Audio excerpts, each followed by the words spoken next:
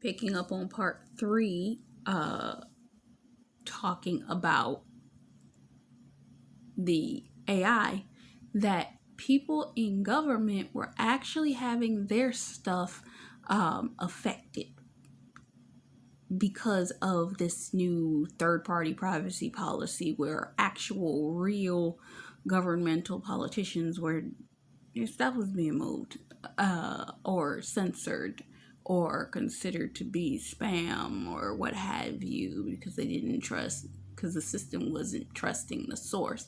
Because a lot of these major companies now are no longer hiring people to go through these social media network feeds and files. They're using a computer system controlled by, yet again, AI that is telling them, oh, this is fake news. But it's indecipherable now that you have Chat GPT, you got Chat GPT doing this, Chat GPT doing that. And I even saw a news report the other day where they were talking about Chat GPT can't even tell the difference between a real person's paper in comparison to a computerized paper, because they had a real person do a full 5-page paper and put it through one of those auxiliary systems in order to check it for plagiarism in comparison to the Chat GPT one, and he couldn't tell the two papers different. So it's a level of that in a way is a blackout, and then there's physical blackouts. Now we have seen with storms, tornadoes, hurricanes, so on and so forth, has been causing blackouts in cities, countries, continents, and so on and so forth. That literally people have no power. We've seen it anywhere from the Ukraine all the way over to the United States, to California in areas, places that have been hit with major storms suddenly, unexpectedly. Don't nobody know where these storms came from, and all of that. And it's caused major blackouts in those areas. Yes. But the other thing that I happened to see is I was watching the news one morning about 6 months ago, and they were talking about there is a group that is going around and taking out the green, what is it? The green boxes that control power in certain grids in certain areas of the city. Some here in Maryland, and they say that they caught the people.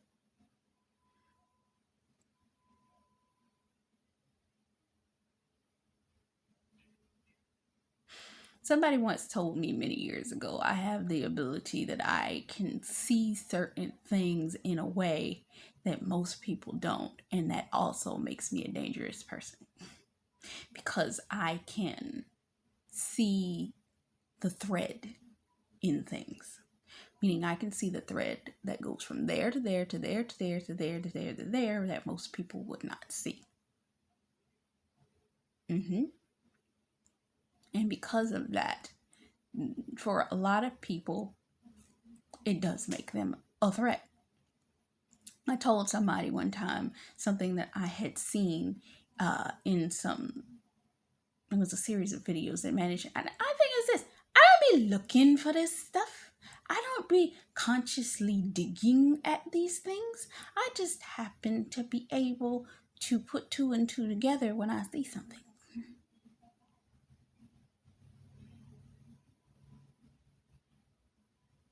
It's not a, oh, this is what I'm looking for, this is what I'm desiring, this is the outcome I'm seeking for it. Absolutely not.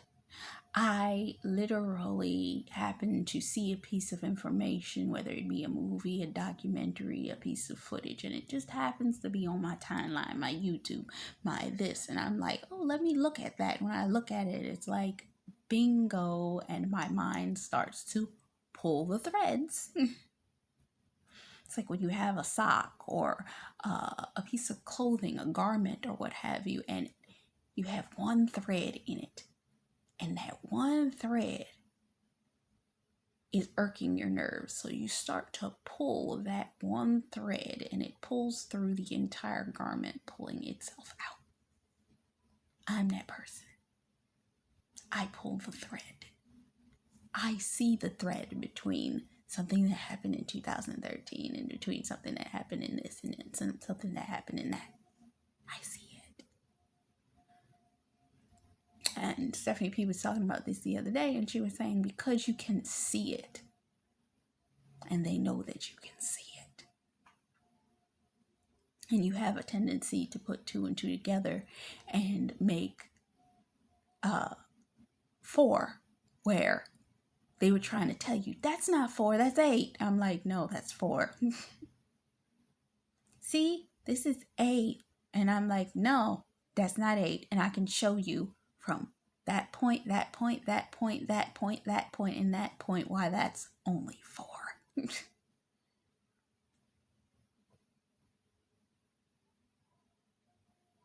I've managed to, and it's that knowledge that has gotten entire websites shut down.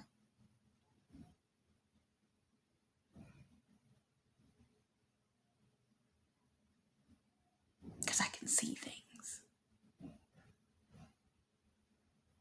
that the average eye would not be able to tell. But what did I say in the previous one when we looked at Luke? Was it Luke or Job? 12 and 22. God gives you the knowledge of the deep things that are supposed to look long dead. And he uncovers those things.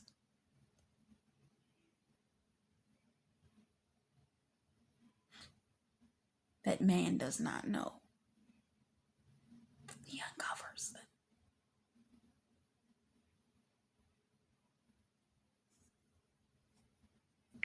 Uncovering those things and bringing them out of the shadows into the light. That's what some of us are called to do as children of God, to bring things from the dark into the light. Bring things in knowledge and wisdom out of the dark and into the light. I don't do it because I want to. I do it because I just happen to see the connection between things, and sometimes I'm like, let me write this down. And because I'm a thorough scribe and writer, I have the ability to put things together in such a way that people don't like me. I remember one time there was this young woman who dogged me online one day. She dogged me online about a series of things that was on this particular website I was on at the time. And it was my comment in relation to something that she had written. But here comes a couple of months later, she has something in relation to her webpage be taken down. And she's having a fit. And I came in with a series of pieces of information to give her that allotted her the ability to fix her problem. I shut down the issue between her and the other person, and she ain't never bothered me another day ever again. That's the wisdom I have. So, coming back to the episode, the blackout. The woman, Riley, ended up finding out that the source code was a source code that she had. She created that source code. She went back into her memory bank and started to think about the times when she and her friend were trying to deem to test the code. The first thing they tested the code on was a bank ATM to see if they could override the command to release the finances. Which ironically, I was watching CSI Cyber the exact same weekend, and I believe something similar happened where there was a hijacker that hijacked the banking system to this bank on this episode and cause the machine to release a bunch of money. And this girl Riley goes back to her group of people and says, I just tested it, and she hit the button on her computer, and across the street the bank started spitting out money. And her and her friends came to the realization, oh my God, this code actually works. Do you realize the damage that we could do with this code? And they were like, we could only use it for good. And the three of them came to the understanding, we will only use it for good, which ironically in the CSI Cyber episode, that's what the guy who was doing the code in that episode was trying to do. He was trying to give people back money for overdraft fees in which they had lost, but it ended up getting 2 people killed in reality. Because one person got stabbed in front of the machine, another person got shot and killed in another way. But because of that, he became an accessory to murder in the CSI Cyber episode. And coming back to this episode of MacGyver, she just released the money. And even her friend said that that's so dangerous, people could get killed over it. But they ended up using the code because they got a job to work with some factionary group, black hat group of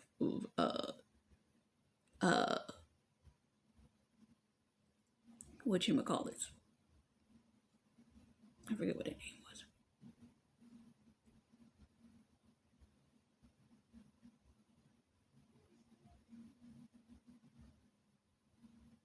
But some type of dark web thing. That's what it was. And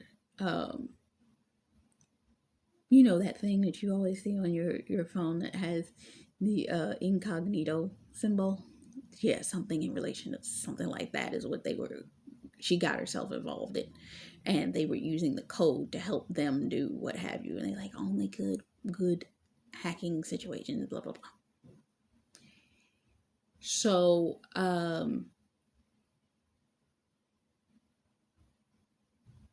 with that being said,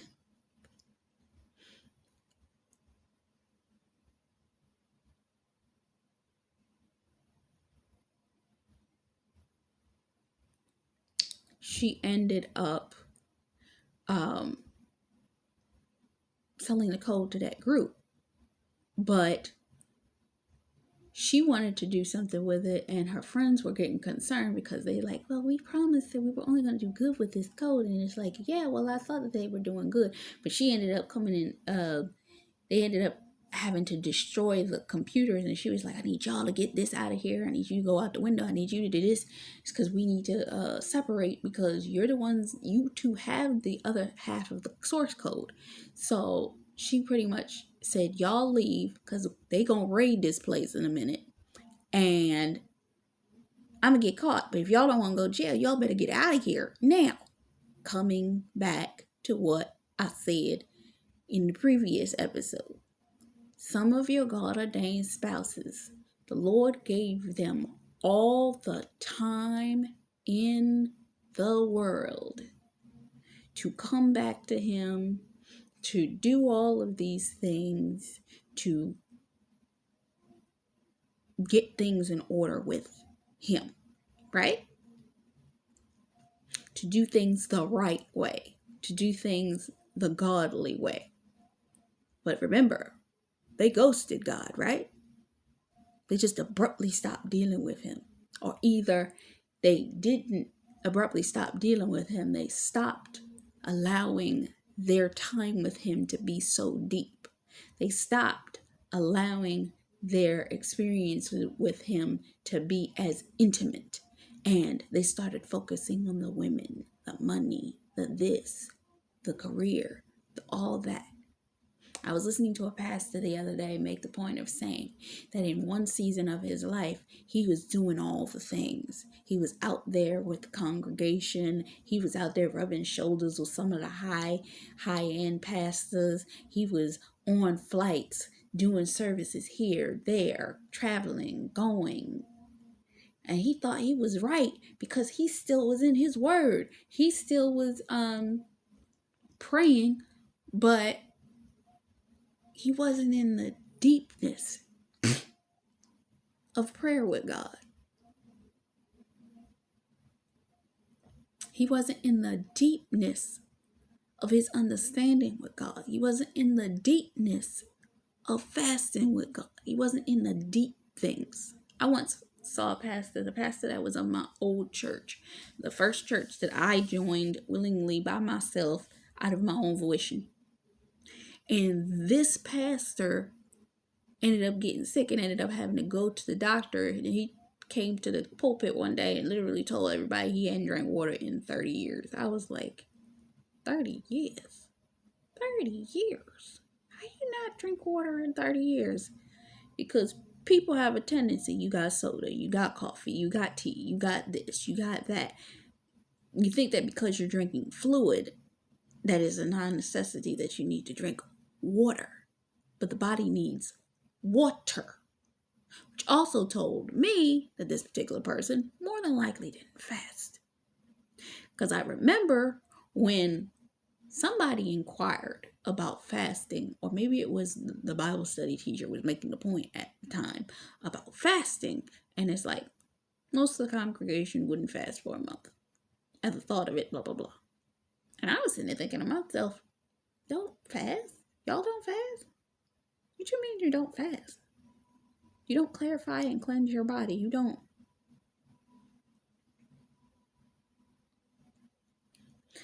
Fasting in combination with prayer is dynamite to getting things done. You get wisdom, you get knowledge, you get understanding. And then another key factor is when you sow in the midst of that fast. The thing that pops off, the revelation that comes from it, the things that come out of it, depending on what it was that you were standing for in prayer, depending on the things that you were standing for the transition and transformation of a person, place, situation, or circumstance.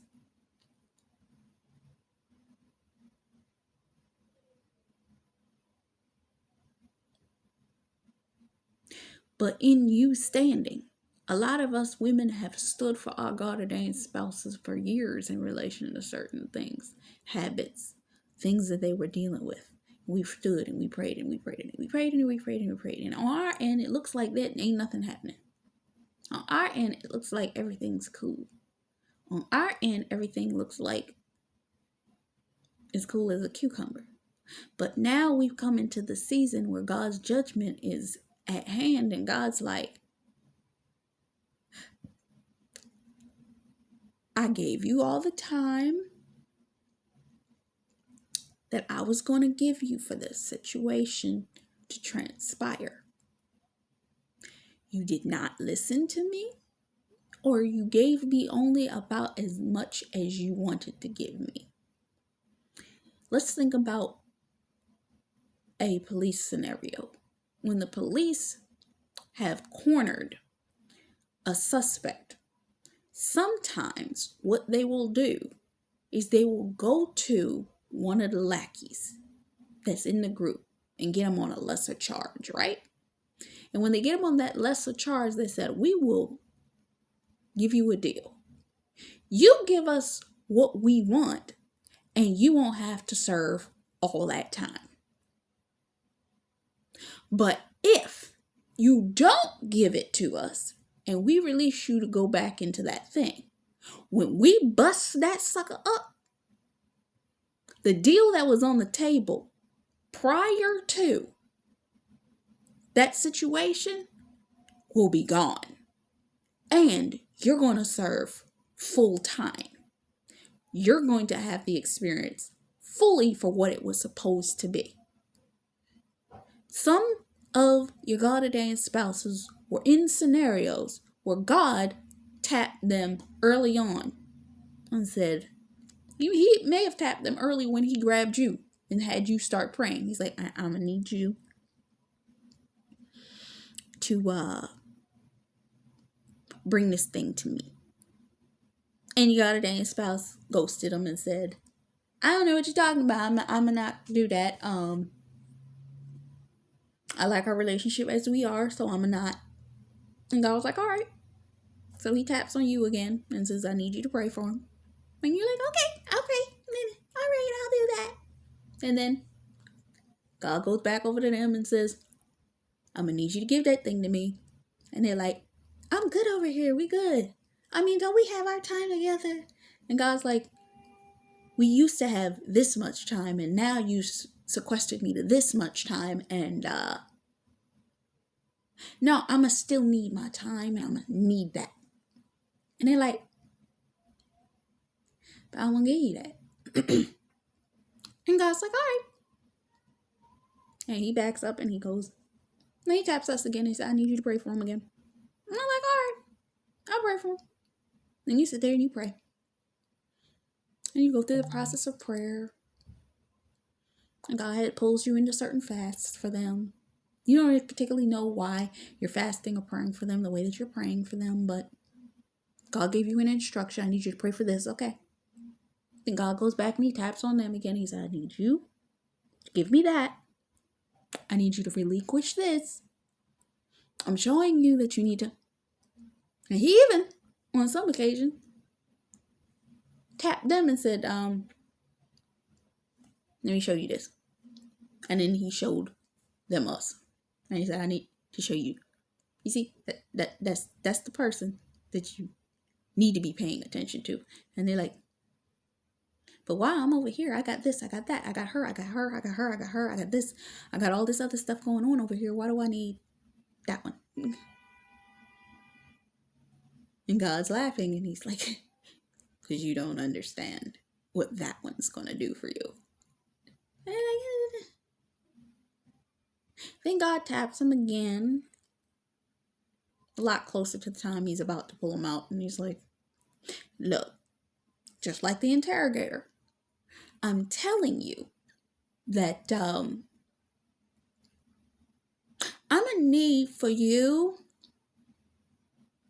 to give me your relationships, your house, your this, your that, your that. He even runs it down in that remember the rich man in the Bible that is told to sell all of his belongings? He runs it down to him. I need you to give me that stuff. Give me your career. Give me the relationships you have. Give me your friendships. Give me the money that you're dealing with. Give me this. And they're like, at this point, they've become numb to a lot of stuff that's going on around them. And they're like, I like it here, though. I finally got things in a phase and a place that they're moving in a route that I feel comfortable with. I just broke down that thing. Haven't I been listening to you? You've been giving me the downloads and I've been breaking down the stuff. I mean, haven't I been? And God's like, you've been doing what I asked you to do. You've been following my instructions. I get that. But I said I need the other stuff too. And they're like, but I gave you the prayer time and I gave you the ability to give me the downloads for the this and for the that and for the business plans and for the this. And haven't I been doing the philanthropy you asked? And haven't I been doing that? And they're sitting up there trying to bargain with God. I've been doing all. It's like, but you didn't give me this, and this. And because I've brought you into this interrogationary hold, I'm telling you, if you don't give me this, and this, when I come back, just like the cops do, when we come in and we gonna raid that junk, we gonna raid it. If we catch you up in there, you gonna get the same time, guilt by association, as everybody else. Then God come back to you and says, I'm going to need you to pray this. God will even show you what you need to pray, how you need to pray, and I need you to fast in relation to this, and I'm going to need you to do this. And you're just the obedient child of God, and you're like, what time of the month is it? Is this the 1 day fast, the 3 day fast, the 5 day, the 12 day, the 21 day? the 40 day, which one we on, and God gives you the instruction and you do what he tells you, and I need you to fast in relation to this, and I need you to do this hard thing for that, and you do that and be obedient. You're like, okay, God, I'll do. And then you come out of the 5, the 12, 14, the 21, the 40, and God has given you revelation in relation to the circumstance that your God ordained spouse is in. And God said, I just need you to pray. That's all I need you to do. Or maybe he's like, I need you to pray for him, and then I need you to pray for this person, this person, this person. You're like, okay. Then the closer you get to the manifestation, God's like, okay, I need you to. Now I'm about to do what I said I was going to do. And because I'm about to do what I said I was going to do, I already done warned him. And I'm about to make a mess over there. Don't worry about that. And you're like, but everything looks good over there. I'm about to take care of it. Don't worry about it. Some of y'all been sitting up there like, Beasley, I'm about to take care of it. Don't worry about it. I know how it looks. I know what you've been hearing about. I know what you know. I know what I showed you. I've given you revelation of the deep things, but I'm about to show you something else. Then at the end of another series of consecration, he gives you a major revelation. And he says, now, I need you to pray from this heart posture. Because what I gave you probably made you angry. I know. But I still need you to pray in a place of peace for the people involved in that situation. You're like, all right. Because he's already given your God ordained spouse the interrogation moment. If I come in there,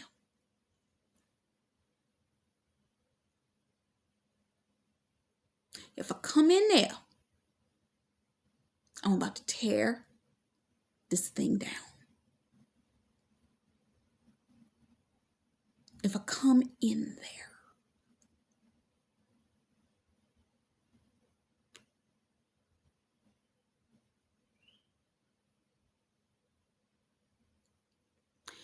and then he has you do another consecration, 3, 5, 7, whatever that period of time is. And he says, now I need you to pray about this. And you're like, all right. And he gives you the prayer that you need to pray about it. Now, God says, it's time to raid. That woman got raided in her apartment. Thankfully, the other 2 people got out. But your God ordained spouse, it's like you are standing as the cop, lead of the investigation, next to the head investigator, which is God himself, who has put you on the case. And y'all going in because you about to raid this sucker. And God has already made the choice. He sent the team ahead. I'm raiding it. And when he raids it, coming back to what I was saying at the end of the last video, he starts pulling out everything. Because when you see a raid, what do the cops do? They go in, they cut the walls open, they cut the couch open, they cut the floorboards up, they cut everything up. Because they gonna find what they looking for. And this is what's been happening to your God ordained spouse's life. He's taken because he gave them fair warning. I came and got you 6 years ago. I came and got you and checked 2 years later. I came and got you 3 years ago. You didn't want to listen to me. I even showed you some stuff. I came to you about 1.5 years and told you, if you don't release and relinquish that, we gonna raid this sucker. And when I raid this sucker, you ain't gonna like it. Then he came to him about 6 months ago and said something. And you've been sitting there saying, God, my prayers ain't working. Ain't nothing changed. God said, oh, no. Because see, God listens to all of your prayers. And sometimes he collects them and waits till a particular point in time. And when he waits to that particular point in time, when the time for the raid happens, he tips that prayer bowl over of all those prayers where he made you go in relation to certain things, in relation to your God ordained spouse. And now that your God ordained spouse, because things got heated, hot, and uncomfortable over there, And your spouse said, okay, I'm come back a little bit. I'm gonna come back. And maybe for about 6, 7, 10 months, they've been back with God. And God was like, good. But that don't mean I'm not going to still raid the scenario. Because some of them thought, and you know how it was back in the beginning when you first went back to God and you was like, okay, we good over here, God. I came back to you. We good. He said, I still need that stuff back, though. All that stuff that you had in relation to them pagan gods that you were serving, all that stuff in relation to the world that you thought that you needed in order to be able to function, I'm going to take all of that. And that's exactly what he's doing to your God today spouse. So he's taking the time in these months. And he's pulled all that stuff out from under him. Made things look a little uncomfortable for bro. Because he took all them prayers he told you to pray over that period of time. And then he came back to you and he said, pray. Then he said, I need you to do it this way this time. And you're like, all right, you did it. And when you did, now he's rating. He's like, I'm snatching it all up. And I'm also going to take them and I'm going to ream them out. Some of your golden spouses in the past month or so, somewhere around Resurrection Week, went through deliverance. And see, when God delivers, he makes you as if you've gone through a sickness. Because technically they did. They were going through spiritual illness. Because they were spiritually sick. And God said, now I'm going to ream you out. Bring you out. Take all that out. And some of them actually were ill during that period of time. I learned from Megan Michelle a couple years back. She went through, maybe last year, she went through, and she goes through them every once in a period where the Lord will take her through a consecration that makes her sick for about a week. And some of your God-ordained spouses went through that kind of consecration. You wouldn't let me take it out the easy way. So now I have to make you this sick to take it out of you now. Because I ain't got time to wait for you. You are holding up my plans. And because you've willingly came to me and said, okay, God, I realize stuff has gotten out of hand for me. Let me come back to you. Because you did that. Now I can snatch that stuff. Because you took so long, I gotta do it this way. I gotta make you sick as a dog. I gotta snatch all of it all at once. I've got to get you to this darn near dead. Because does the word not say, for anything that which you give your life unto God? They had to give everything up that was not of God in their life. And the enemy was standing right there trying to say, well, I told you that you was going to lose everything if you didn't follow me. And they've come to the realization that that threat held no water, because all they lost was things that were not from